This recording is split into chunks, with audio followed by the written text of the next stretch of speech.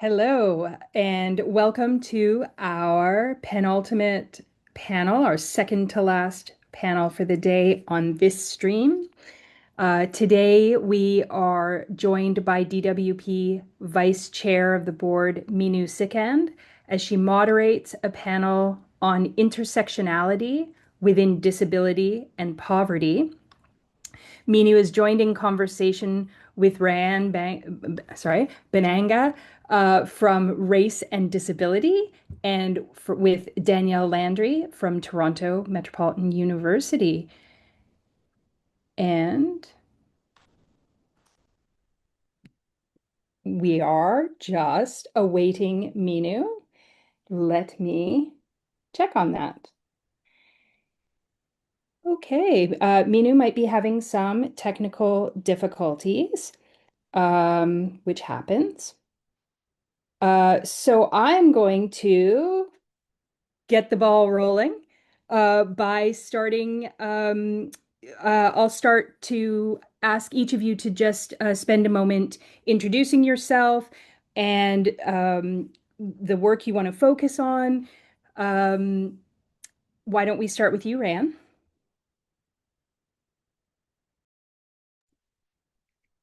Sure. Hi. So I am Rayanne Banaga. I'm here on behalf of, as was said, Race and Disability Canada. So we are a community-led national organization dedicated to addressing the intersections of race and disability. So generally through research, through education, and through training. So currently, I am one of the researchers on a project called the Culture, Diversity, and Inclusion Research Project. We're working alongside Large Canada and Humanity Inclusion Canada, and our goal is to conduct research in 10 different countries, as well as those diaspora communities here in Canada, to better understand how disability is shaped by culture, and how we can better address the needs of people with disabilities, with like cultural competence and cultural humility. Great, thank you. Uh, I can't wait to leap into some of that in conversation. But first, Danielle, would you like to introduce yourself? Hi, everyone. My name is Danielle Landry, and I'm a research associate at the Canada Excellence Research Chair in Health Equity and Community Wellbeing at Toronto Metropolitan University. I lead the stream of research on social determinants of health there. I'm trained as a sociologist, but I'm especially interested in the kind of meeting place between disability studies, MAD studies, and labor studies. And just by way of a visual description, I'm a middle-aged white lady with brown mid-length hair, and in the background you can see a bit of a bookshelf and a white wall. Thank you for that. And for a visual introduction for myself, I'm also I'll call myself a middle-aged white lady, that's fair, who is a bit in disarray, and have a yellow background behind me that says disability without poverty. So one of the questions that came up a little bit in conversation, that I was a fly on the wall of, as you were discussing with Meenu, was challenging this question, that an economic case has to be made in order to combat disability inequity, and and how we can push against that. Is that enough for both of you to leap off with? Okay, great. Why don't we start with you, Danielle? Sure. I think the presentation I'll give in a little bit will speak to that. But certainly I do want to kind of open up and disrupt this idea of having to make an economic case to combat disability inequities. I think that's it. It's like an imperative, like that we seem to be always going to making that economic case. And I kind of want to question that and also make it visible. That like just this imperative as a researcher, especially to put your arguments in financial terms. Like if you put them in financial terms, somehow you can make like this business case that's going to be justifiable for, for human rights, essentially. And I came to notice this when I was doing earlier research related to madness and work. So there's all these like countless reports and news articles that are really trying to make the case around supporting workers with psychosocial disabilities. And, the case they were making was always around the GDP or these like macroeconomic terms. And for me, that was really striking. And also the fact that it was often around like white workers and white collar workers. Like that was the big consideration and how that's taking a toll on the economy. And I think this macro argument like really is based in profit and trying to make a case to large corporations why they shouldn't discriminate against workers and why they shouldn't grind people to dust. And so I like understand the need to focus on financial terms because like, costs are skyrocketing. The cost of living is totally unaffordable and poverty has real material consequences for people. I think we need to think beyond just those financial terms and question that imperative to justify our existence, to exist, or to, to work as disabled people on always financial terms, because it really feeds into these kind of economic logics and eugenic logics in really problematic ways. Like if we're not profitable because we're not working, do we no longer have human rights? Like, do we not have a right, to live? And so I guess these questions for me are really around like, are we only worthy if we're exploitable or if we're expendable if we're not, And so I don't really want to contribute to those liberal ideas around disability and that really continue to marginalize Black, Indigenous, and people of color, especially.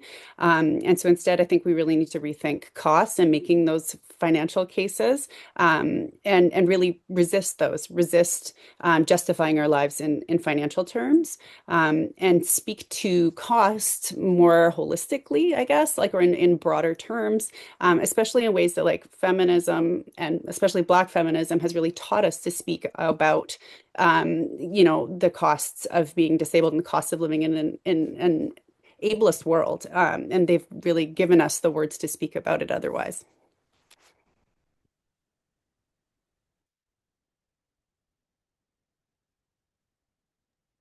I'll pass it off to you, Rayanne, but I also see the Meenu's here too. Hello, I am just give another minute. I'm just having some challenges getting into the home button here. No problem. I can just add to that while you're getting yourself set up. But yeah, I completely agree with everything that you said, Danielle. And I think that was really like beautifully put.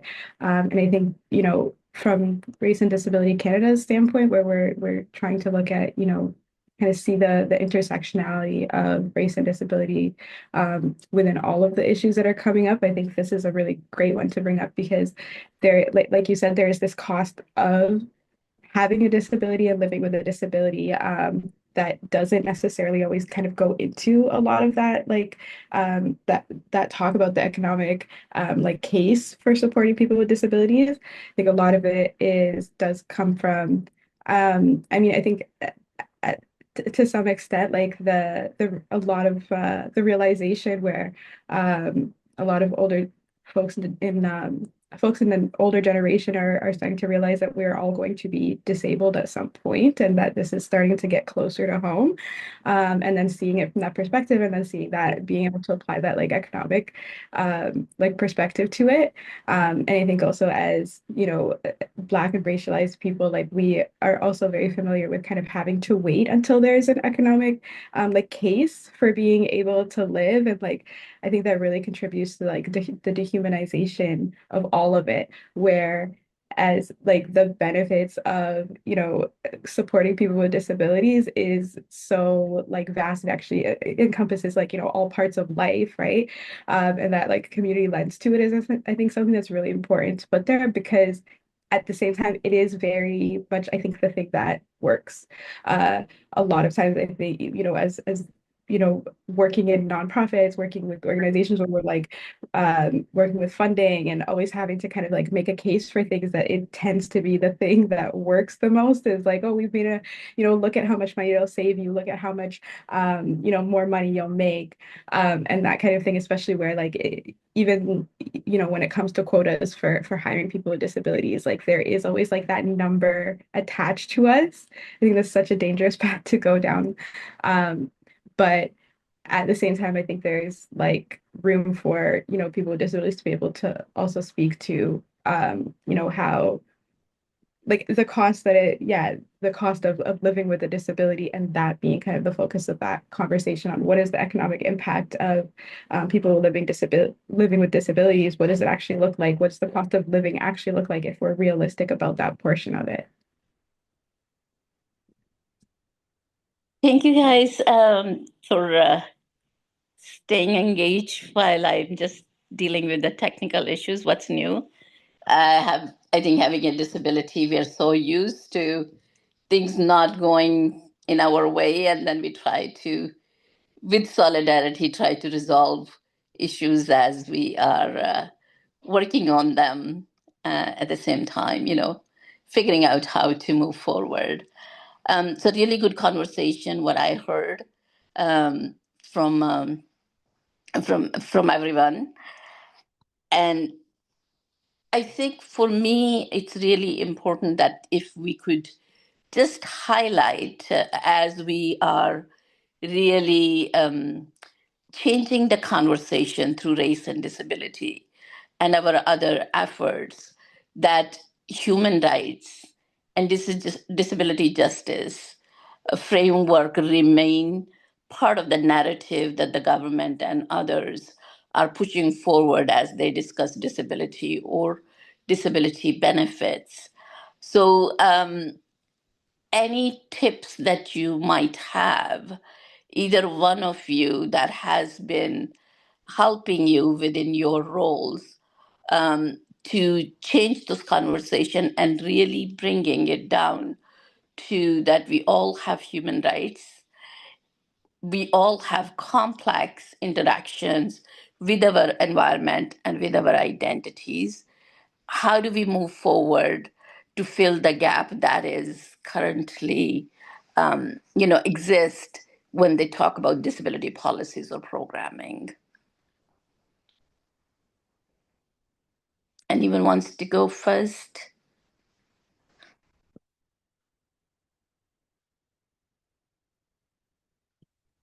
Yeah, I can speak to that a little bit. Uh, I think like from what we're learning, especially like, talking with, Indigenous, Black, and racialized people with disabilities, like from that experience of like lived experience, or sorry, from that perspective of lived experience, is that there's nothing new under the sun. And so it's been, I think, really incredible because we have so much to learn from each other, because like across all of our different cultures, we've been so creative, so resourceful in terms of like building the networks of care and support, especially across, rather than like, in that hierarchy and like, top to bottom. Um, there's like such a huge strength in that I think that we need to apply much more widely. But there's this like the amount of work I think that's done within like personal and cultural communities to fill the gaps of policy failure is like, it's really astounding, honestly. It's really beautiful and incredible to see that like, we have set up all these different kinds of like mutual aid and peer support for each other, sharing food, we're like advocating for each other and being so creative and resourceful.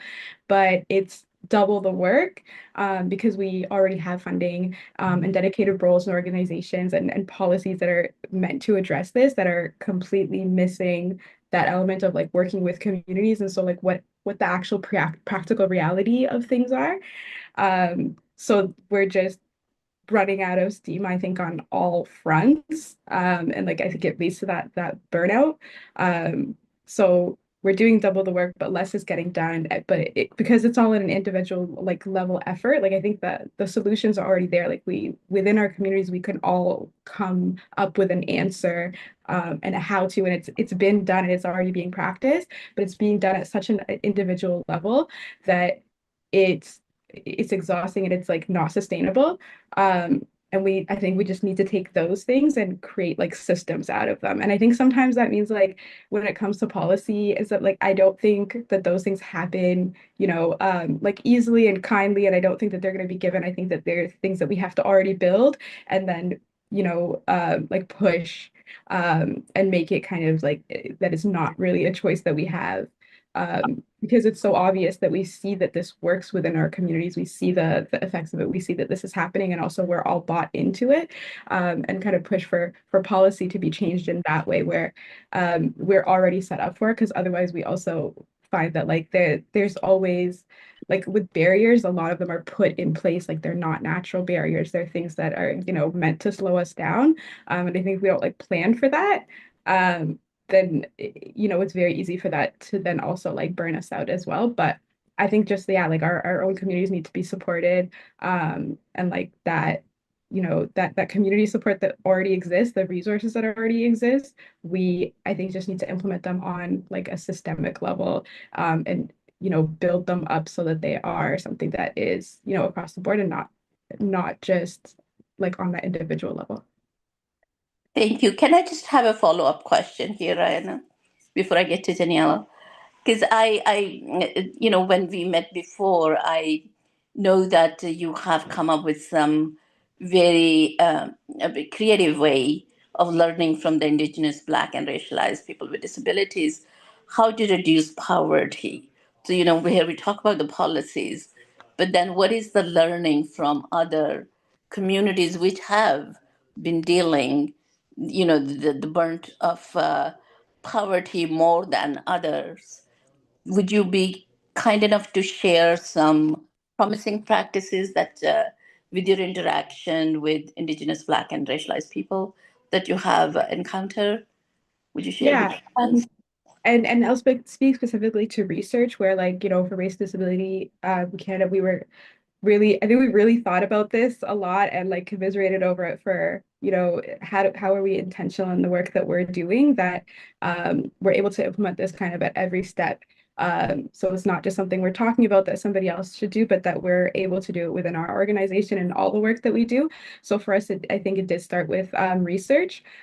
So one of our approaches was that in research, we will value, I think, like every step of research with like we'll do it in collaboration with community and put value, like monetary value to that. We're paying everybody that is like helping us to create this research together. We have a working group that is made up of somebody from at least one of the countries that's involved, or sorry, at least one person that's from each of the countries that's involved.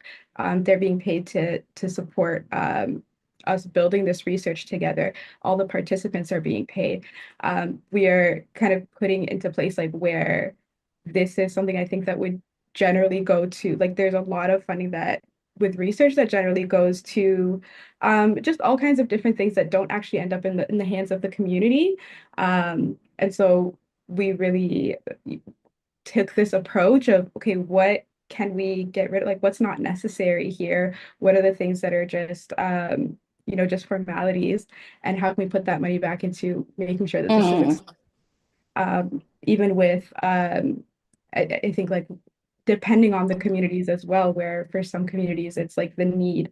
Our area might not look like money, it might look like, food and sharing food with each other. It might look like, meeting the needs of that community, but like being able to have that conversation and decide those things together. I think ultimately I think it comes to decision making and that like that financial power that any financial power that we have is also like spread out and is redistributed.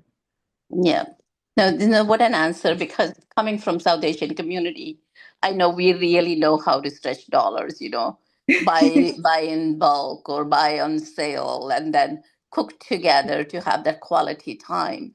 But same time, that share with whatever you have, not necessarily, it may be lacking some elements of the cooked food, but the love that goes and the care and intentions that goes, I think those are the strengths our community bring and perhaps learned out of necessity.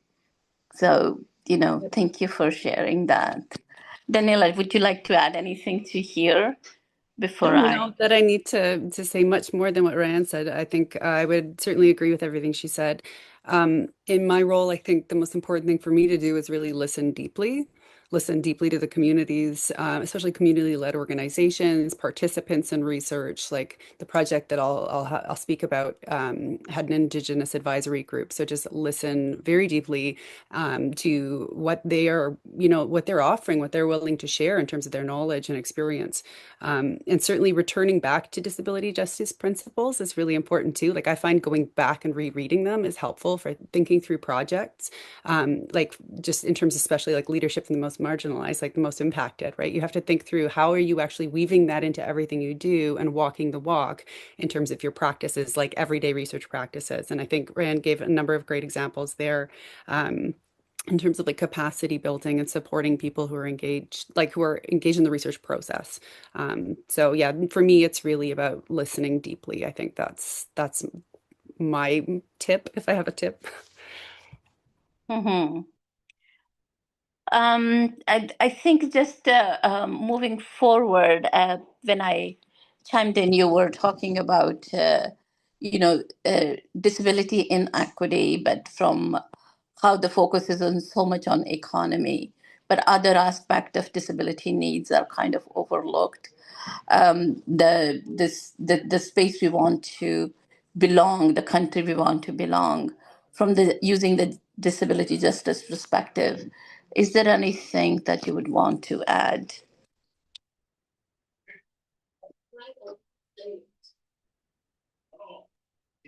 So sorry, do you mind repeating that?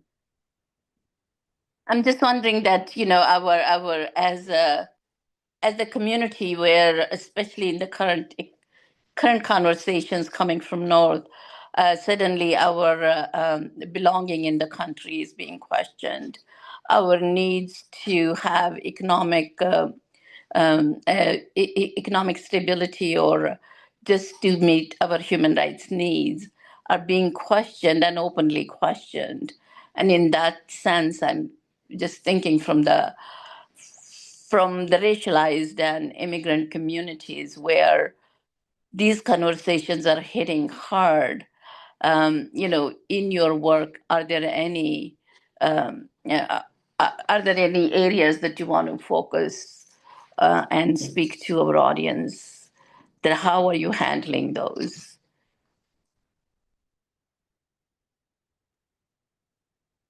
Ryan, I'll let you go first if there's something you want to say, but I do have like a short presentation, and then I do speak to that a little bit in the presentation, if that's helpful. I think it's Okay. better to give it some context though, rather than to just Okay. So share then the I example. will pass it to you quickly, and then we can go with the presentation from Danielle. I think that's an amazing question because I think it also kind of brings us back to the first question, which I think Danielle gives such a beautiful answer to, where I think that's the consequence of what happens when we do like prioritize that, like, putting that dollar amount on what it's worth and how we contribute economically to to the country. And so then we end up having to like justify, and then that number goes up and down depending on things. Like I remember, being much younger, and immigration was such something that we were really proud of as a country. And again, that was connected to the economic portion of it, though, that like, that immigrants are what brings money into this country and what makes the economy run. And so like now we're kind of on the other side of that, where because we put that in place and it felt good at the time, without like having that critical lens on it, it can be turned around so quickly. And I feel like that's what's happening right now. Mm-hmm. Very, very disappointing to see, because I think a lot of it is based on things that are just not true, but it's so fragile. And I don't totally know the answer, but I think that we should learn from that, and kind of take this as an opportunity to learn that that isn't the way that we should promote equality and equity, right? We should learn from that, and also from the experiences of people with disabilities, as immigrants, racialized folks, indigenous folks in this country, who all have kind of gone through that, that turn and that double-edged sword there, to know that like we might need to actually start basing this just on like human rights, and get comfortable with that, because otherwise it can be taken so easily, and we end up in the situation that we're in right now, which is really, really scary and really unfortunate. Yeah, and it has, because the facts are same. Still, those are the community who bring, economic stimulation and do the work that nobody else is doing. However, the narratives and the stories are changed, and we have been demonized. So I will pass now Daniela to just share with her presentation. Sorry, so we can continue these conversations. Thanks so much, Meenu. Let me just grab my notes here. One sec. So I'll just say that I'll keep it brief, but I do want to share a bit of this research that we've been working on. And I'll just give a bit of an image description here. On the slide deck, you'll see that there's this border that's really beautifully ornate, and it looks like leaves and vines and flowers. And I just want to give a quick shout out for this border design, as well as the report cover that corresponds with this project, to Tommy Ekanawanu, because he is a TMU student who designed all of our artwork for the project, and it's really fabulous. So I just want to give him a quick shout out there too.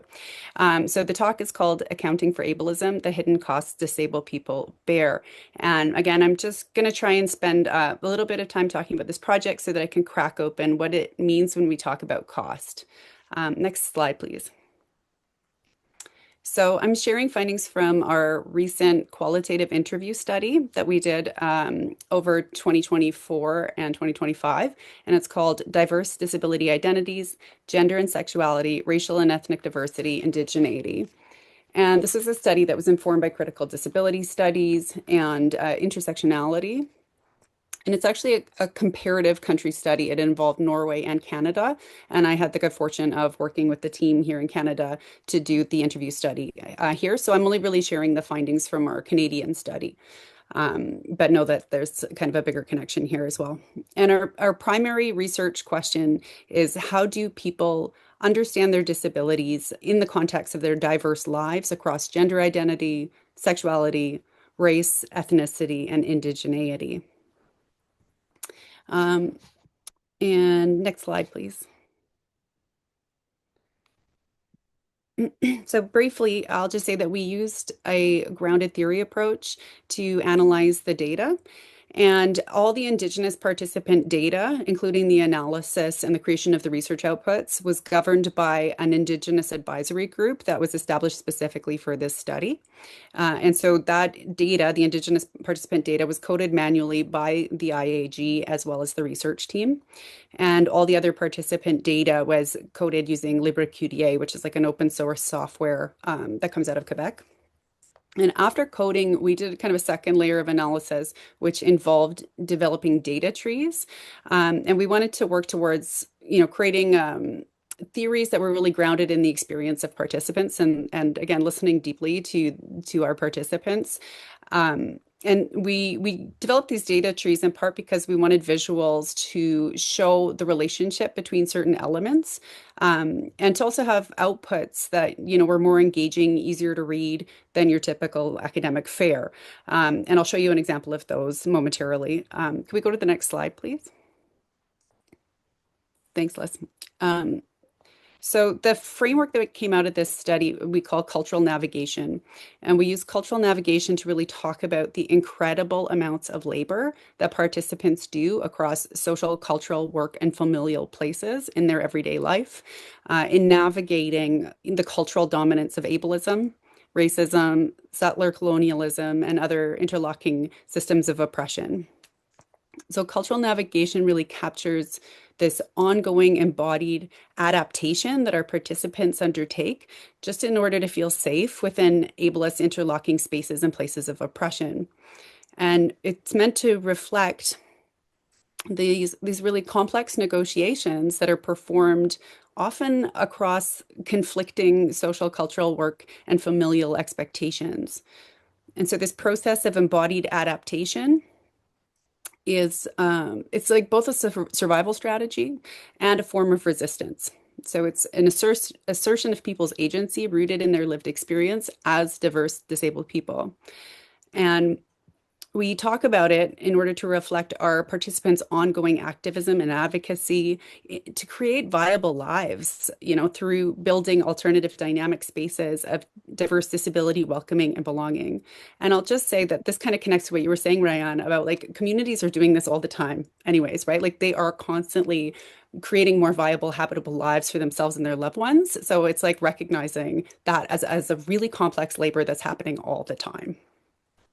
So we've grouped our findings into 7 categories. I'm really going to focus just on one in this presentation, and that's again around cost. I'm not even going to have time to unpack all the strategies, which are plentiful, but certainly I'll speak to cost. And again, I think there's this imperative that we have to speak about financial costs in order to justify disabled people's needs and expenditures on financial terms. And studies, I've even found like studies in disability studies and other related disciplines really measure cost only in financial terms. And in some cases, other elements, they can be quantified, but they often aren't. But this really speaks to, I think, our values in this political economic climate, like in a capitalist system, where we have to justify everything on financial terms. And it really limits our understanding of the experiences and the associated costs with being disabled in an ableist world. So thinking only in financial terms really doesn't capture the full range of costs that people bear. Next slide, please.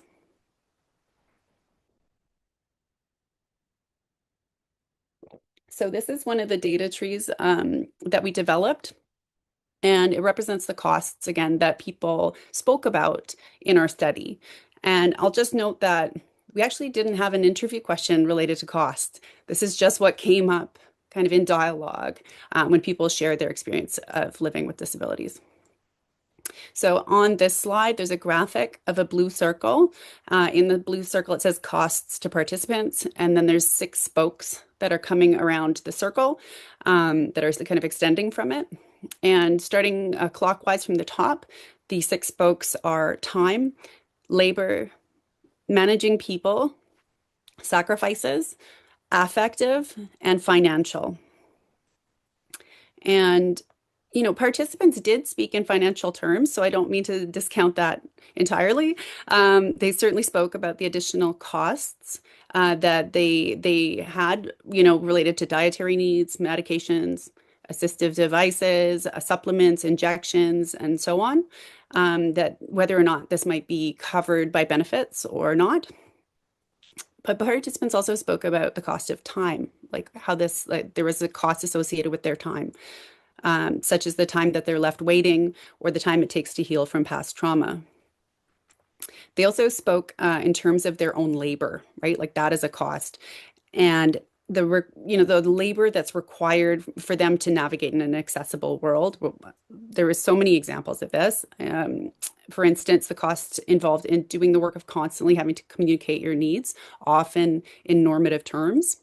The cost of learning to adapt, of being your own cheerleader, of gathering documentation to get past gatekeepers, to get other people on board, to constantly assert yourself, the labor of self-advocacy, and, when needed, hiding or disguising parts of yourself for self-preservation too certainly came up.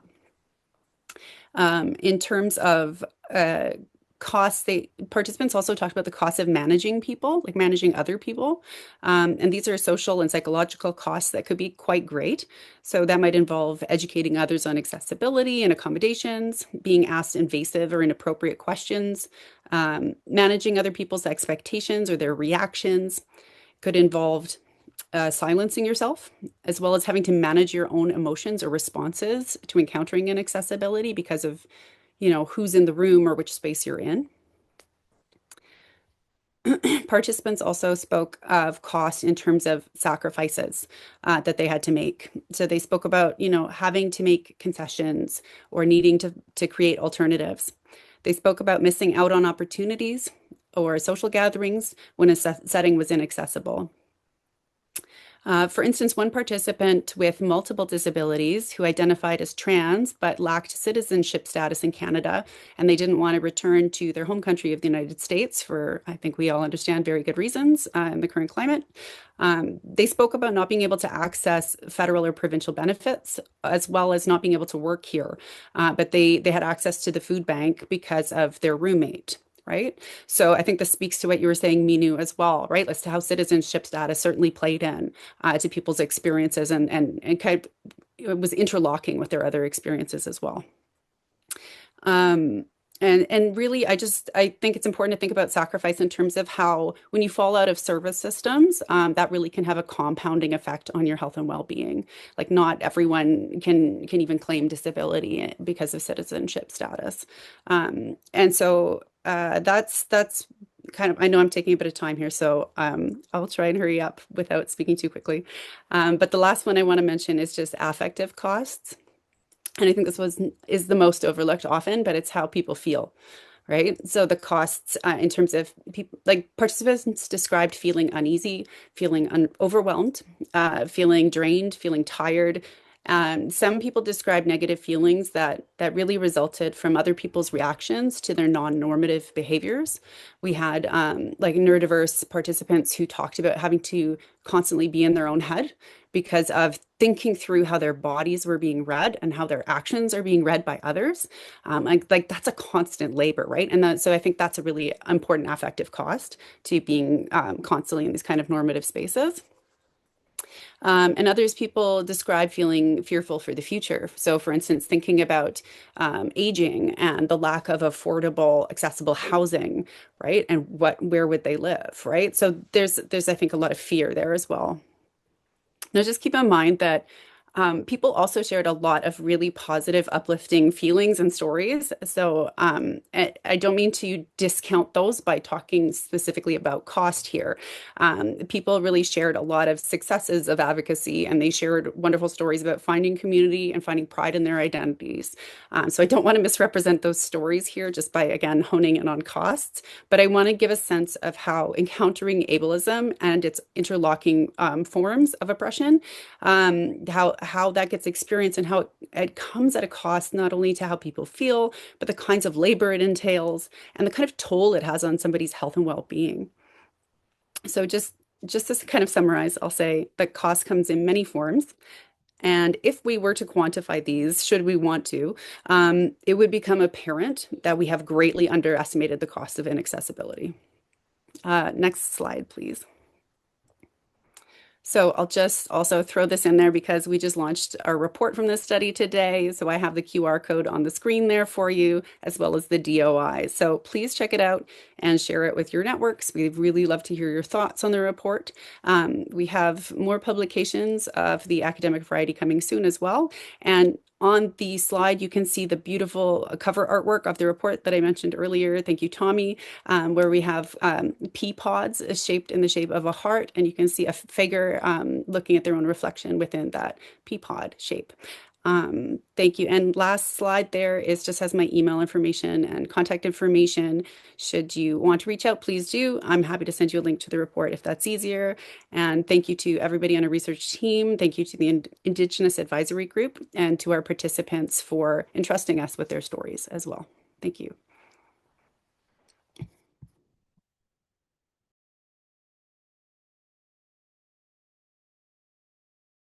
Oh, Meenu, you are muted. I said, what a powerful presentation, and especially the topic that you have researched.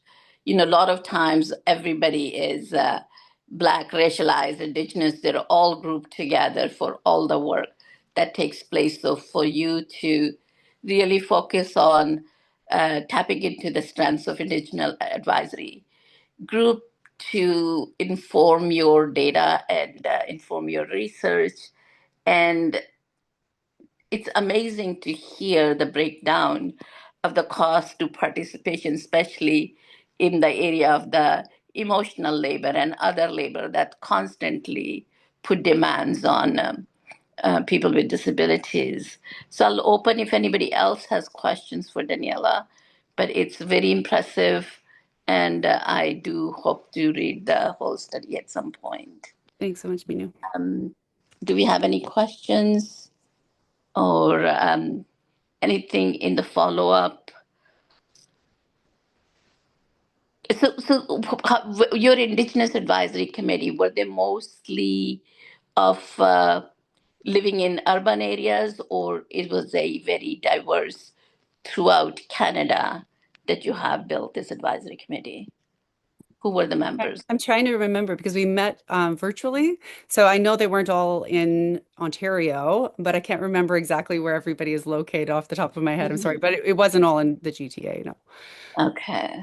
Because sometimes I find that the issues and the solutions are very distinct between the groups where they reside, where we have no support system and versus there are some support system. But the solutions presented are very powerful as well.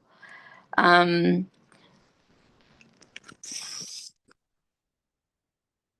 I'm just checking the chat if there is any question, but no, I don't see it.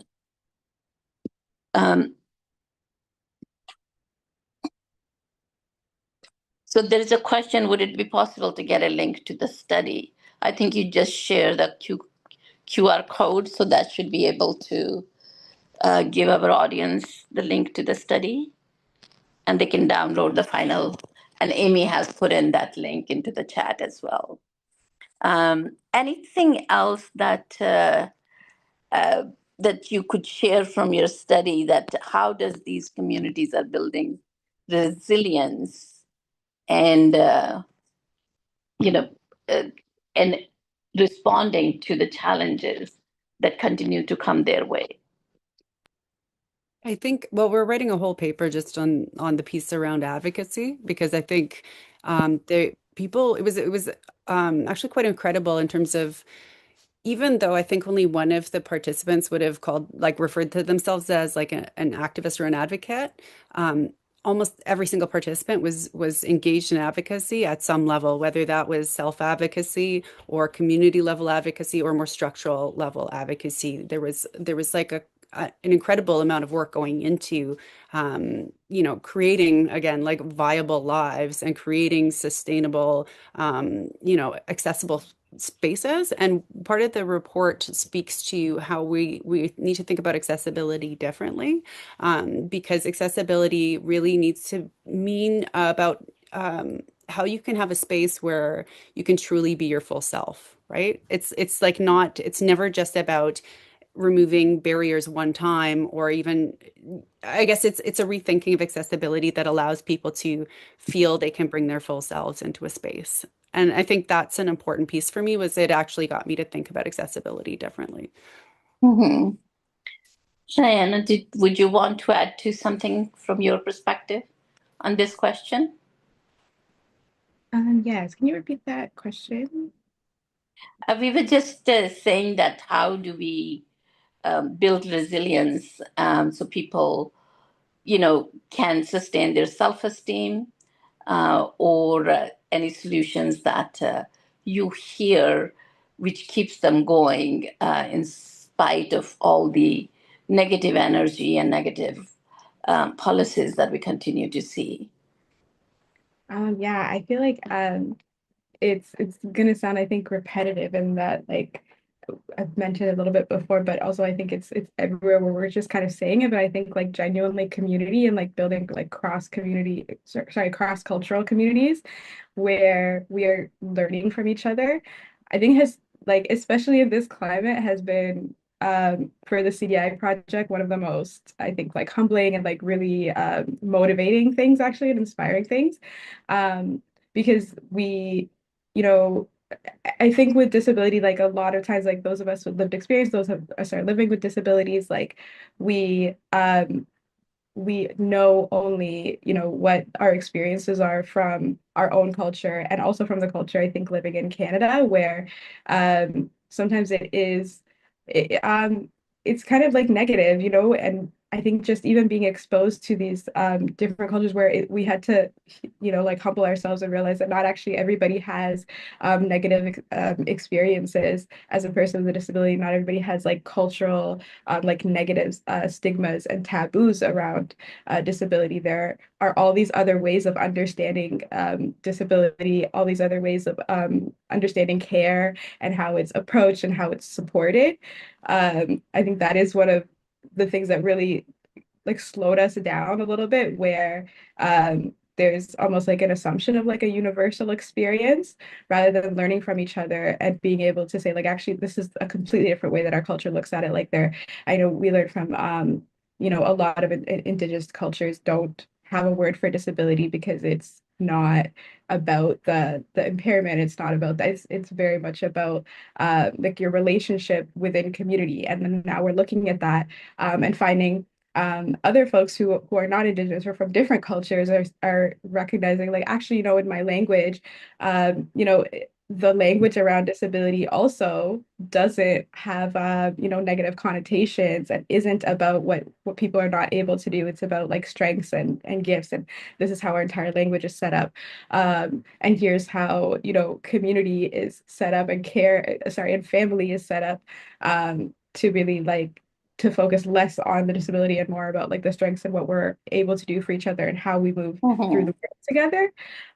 So I'm finding a lot of inspiration, I think, in that, and being able to also like the way that I've kind of learned in that is that, as a person with disability, where people expect so little of you and expect that you can't do anything, it's Yeah. very easy to overcome that because there's a lot that we can do. And when the expectation is nothing, it's like, well, okay, like it's once you get out of that like bubble that you're put in or that box that you're put in, there's so much that we're able to do. And we realize that the world is actually not the whatever box that we've been put in, but that when we work together with each other, because we see each other as whole people, like so many places to go, and there's so much that we're able to do that it almost feels ridiculous that you know, that we are in this place where there are so many barriers.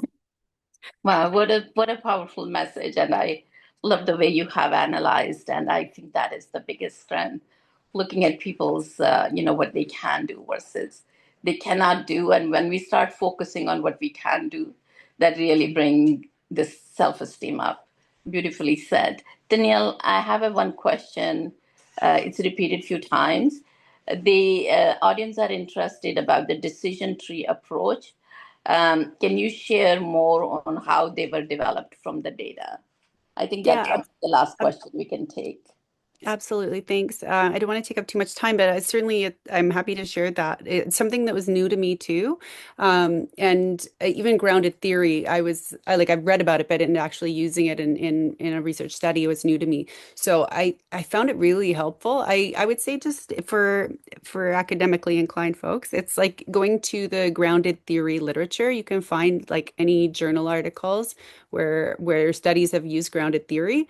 There are a lot of examples that talk about data tree development and using data trees. And you'll find in those articles they're great because they actually sometimes include the data trees to show you what does this look like. And I found I got more from looking at the data trees than I did from the article oftentimes. And I think for just different learning styles, they're actually it hits home in a different way sometimes when we take in data, it may be in a visual form or a written form, like whatever suits us best. And so I at first it required a shift in my writing, like to go from writing something out to creating almost like a map of, how does this make sense? What are the relationship between things?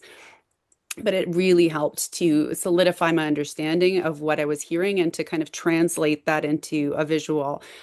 So the process is really about, like we had already coded the data, which would be plenty enough for most, most scholarship. But I found that actually for me helped me understand much more deeply and listen more deeply to what participants were saying and being able to translate that in a way that I think returns it to communities that so that in a form that they could use, right? That they could actually say, let me share the learning here and pass it on outside of your typical like academic writing.